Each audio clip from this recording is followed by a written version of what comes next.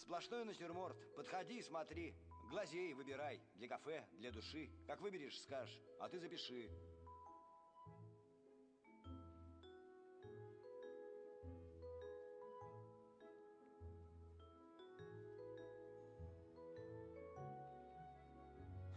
Не фрукты, а бред. Молодец, возмутись и дальше. Тут Матис. Точнее, Матис. Зачем его публике надо совать? Совсем не умеет чувак рисовать. А вот ведь висит, популярен и сыт. На лапу кому-нибудь дал и висит. Пикассо, я слышал про это Пабло. Ха! Квадратные яблоки. Что ли назло? Скорее нужда человека заставила. У них, у кубистов, есть четкое правило. Все круглое в мире должно быть квадратным. А мне такой мир показался отвратным.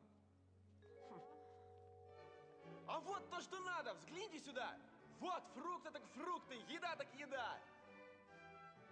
Ха! Ведь жил паренек аж в 17 веке, а мазал покруче, чем эти калеки. Они не богатыми были, увы. Писали по памяти из головы. С натуры писать. Это ж надо на средства. Сезанн вспоминал абрикосы из детства. А Пабло Пикассо и вовсе был нищий. Продукты писал он с коробок от пищи. Допустим, квадратный пакет с колбасой. Да что вы пристали ко мне с Пикассой?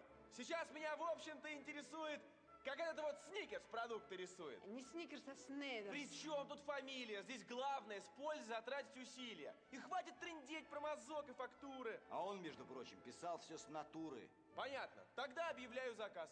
Вот этот цыпленок. Но это Пикассо. Неважно. Вот этот набор для борща. Мясцо, но без кости, без даже хряща.